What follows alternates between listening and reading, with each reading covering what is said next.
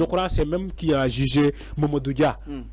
Ousmane Camara moom la Abdou Diouf joxoon donc mbootaay bo pour mu diriger ko la magistrature de l'État mais musuñu représenter État en matière électorale parce que en matière électorale l'État du Sénégal n'a pas intérêt à agir. Yàgg naa la fi ne l'État du Sénégal ne concourit pas à ces élections-là. Il n'a pas un candidat. Effectivement. L'État du Sénégal n'a pas un candidat. Maintenant ñoom la ñuy gis avec ce régime-là ak tamit ñi franchement amna lo xamantene ñom tamit ils ont créé leur propre histoire régime bi ni je crois les Sénégalais duñu ko mësa faté amna lo xamantene lu bees lo xamantene mo fait gulet mu feñ ci régime bi ni c'est pas je suis pas en train de mais c'est la réalité ci régime bi lañu gis ay contumax ñu bari laajal auparavant ay nit juddoo na fi ba maget musul xam contumax ci régime bi lañu gisee contumax ci régime bi lañu gisee agent judiciaire de l'État ñu bari sax musu ñoon xam ni que lu melni amna agent judiciaire de l'État si muy am mais musul am en matière électorale motax ñu ne la l'agent judiciaire Moussa Yoro Diallo quand on dit agent judiciaire de l'État man j'aime tellement modifier cette appellation ne la l'agent judiciaire du régime c'est pas l'agent judiciaire de l'État maintenant l'agent judiciaire du régime ak ay mbootam ñoom maître El Hadji Diouf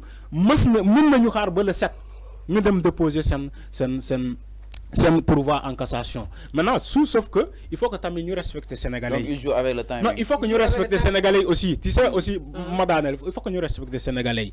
Parce que en matière électorale, il faut que nous ayons un candidat de toroxal ci lo xamantene yoon jox na ko deug à Ziguinchor yoon joxat ko deug fi ñu naat encore dañuy def pourvoi en cassation sur le même fait. C'est ridicule. Malheureusement, le ridicule ne tue pas. Non, waruñu won def un pourvoi en cassation. Je crois que dégg na ay avocat Ousmane Sonko ne buñu déggoon mom bu féké suñ ñun mom nañu bayyi def pourvoi en cassation parce que ça ne va rien régler. Ce pourvoi en cassation là, xam nga dégg na ko muy nane solidarité de comment de décision. Dégg na ko muy wax lolu. Mais tout ça va être ridicule.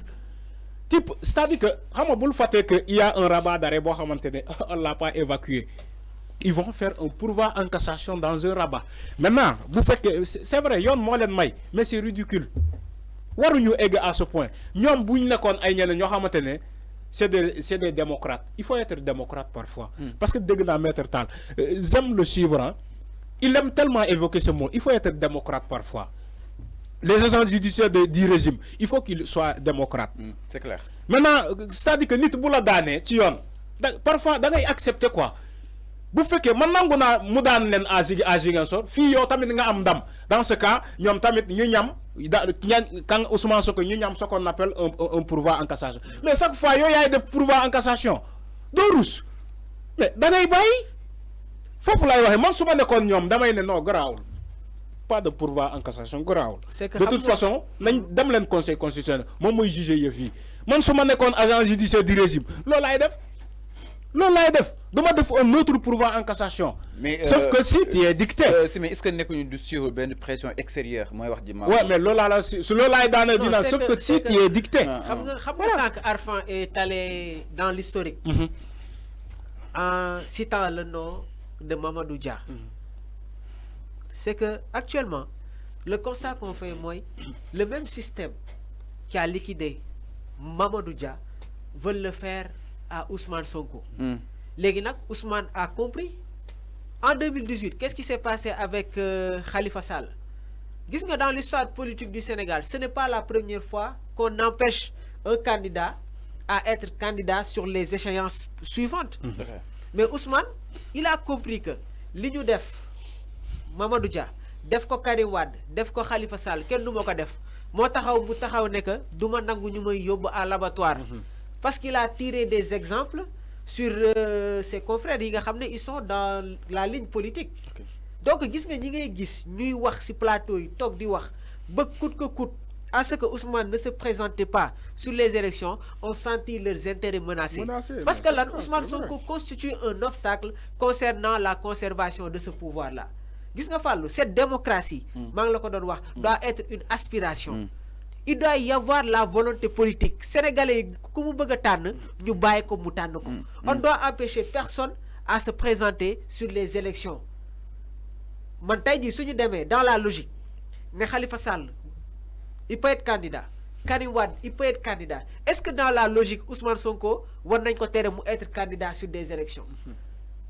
mais ñu ne dama demoon waxtaane Mamour. non c'est ça l'incohérence c'est lu mu wax c'est-à-dire que waxtaan ak loo xamante randal la ñu ne dañu randal xaalis Sénégal sauf que Ousmane Sonko non il a raison ah xam nga boo demee ba accepter des supposés voleurs. sans que je lui ai donné le cas de Khalifa Sall sans que nga jox ma le cas de Mamadou Dia léegi xoolal. Je te donne un exemple. Idrissa Seck moom ak commissaire Assane Ndoye biñ ñëwee ne ko tous vos droits sont éteints sur la base des accusations maanaam yi ñu teg ci kawam commissaire Assane Ndoye bi mu jàkkaarloo ak man daf ko wax loolu lan la ko Idrissa Seck tontu ne ko ce manque de puissance là vient du fait que ki la yónni c'était un ancien spermatozoïde et futur cadavre. Et un futur cadavre. Dans cet intervalle, il n'y a que l'usufruit de puissance.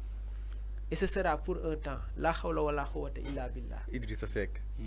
C'est une réponse terrifiante. Gis nga politique. Yàgg na am. Mais politique dafa war a am extrémité.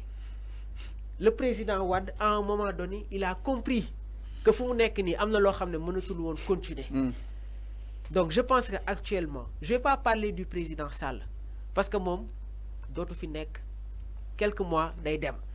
Mais pour le moment, je parlerai plutôt du gouvernement de Amadou Ba. Okay. Si dëkk boo xam ne nee nañu que dëkk démocratie la. Si dëkk boo xam ne les Sénégalais veulent des élections transparentes, libres, il doit y avoir li nga xamante ne moom mooy la possibilité à toute personne qui veut être candidat nga dem nga présenter wu. Le combat ne doit pas être dans la rue ou dans des débats divergents. Le combat doit se faire dans les urnes. Tey jii ñoom suñu taxawee ne que Amadou Ba a réussi à récolter plus de 3 millions de parrainages mais lan moo tax bàyyiwuñu kii bokk. mais da nga xam ni son côté lu mu am c'est à travers la rue. Sonko Ousmane Sonko loolu laa la doon wax sànq. dafa tirer des exemples sur Mamadou Dia Khalifa Sall Karim Wade. ne man tamit. duma bàyyi ñu may yóbbu à l'abattoir ku ndóog bi di rey sa man soo gisee mu ñuul daw loolu mooy dëgg pour ce que Ousmane Sonko s'il n'avait pas déclenché ce discours politique là kon fàtte woon nañ ko mu yàgg gis nga discours politique fàllu bu Ousmane am moom moo tax tey jii nii mu continuer à être toujours en vie dans l'actualité politique et quand même d'exister même étant en prison exactement alors Arfan tey F24 tey ils ont réagi par rapport aujourd'hui ak li nga xam ne que moo di force bi nga xam ni itam déjà mu ngi koy exercer jëmale ses fiches de parrainage à Ousmane Sonko exactement. oui mais ban analyse nga siy def. je crois balaa F24 gis naa ay Lacoste ce mouvement de soutien là les alliés de Ousmane Sonko mais c'est normal ah xam nga ñoom tamit F24 Ousmane Sonko je crois ci la bokk. ci F24 ñoom voilà donc ñoom c'est un mouvement de soutien à leurs camarades. ñoom boo gisee ñu addu ñoom tamit dañoo gis ni que il y a un camarade qui se sent dans le besoin donc ñun il faut que tamit ñu gën jàppale ko. parce que ñoom ñëpp Ousmane Sonko yàgg na taxaw ci ay penc di leen jàppale képp ku nekk ci talaftar Ousmane Sonko yàgg na jël micro di la défendre. Aujourd'hui il faut da ngay fay naar bi xoromam. je crois que ñoom loolu la ñuy def c'est peut-être des allégations qui viennent à l'heure escomptée donc c'est normal boo gisee F24 tey ñu taxaw di manifester leur soutien donc à Ousmane Sonko avant loolu ñu gis seen mouvement boobu bu ñu créé ci ay fan yu yàggul ou Lacoste. ñoom tamit ils ont fait la même chose peut-être eux ils se voient comme bouclier de Ousmane Sonko ou bien donc des mouvements de soutien à Ousmane Sonko comme loo xamante ne il y a une décision de justice qui a été rendue 2 fois d'ailleurs en faveur de Ousmane Sonko ba léegi il tarde à exécuter la décision donc qui de droit mu taxaw ne non il faut que ngeen delloo kii ci fichier do ko fiche de parrainage parce que justice moo ko setal donc c'est normal que ça soit ñoom que ça soit ñeneen que ça soit loo wax actuellement ci jamono bii nii c'est la loi parce que loi moo ne Ousmane Sonko jox leen ko fiche de parrainage kenn daanu ko fen donc jox leen ko fiche de parrainage ak lu waay mënta wax loolu moo am nee naa la loi lu mu 10 dans toute sa rigueur elle doit être appliquée. C'est ça une loi. Alors ça, une loi, c'est clair. Peut-être, Mamour, 30 secondes, la sortie de 24 sur justement la réintégration Ousmane Sonko et la remise de ses fils de parrainage. Wow, F24, c'est une plateforme avec des chartes. Je pense qu'aujourd'hui, le premier acte a été phare. C'était peut-être la candidature ou le 3e mandat au présidentiel. Ça a été une réussite. Les Guinéens, on veut les voir beaucoup plus sur peut-être la toile publique, faire des campagnes de sensibilisation, parler avec les gens, être sur le terrain et aussi régler peut-être tous les problèmes qui sont dans langue politique. Je pense qu'Arfan a tout résumé. Alors, il a tout résumé. Voilà, chers téléspectateurs, c'est une mission de talk de matinale. Jeexna di leen jaajëfal bu baax baax encore une fois merci beaucoup Arfan jaajëf à demain inchallah. Oui Sëñ Fallou maa lay jaajëfal di jaajëfal Mamour moo xamante ne il a été pertinent durant toute l'émission. Oui sama confrère la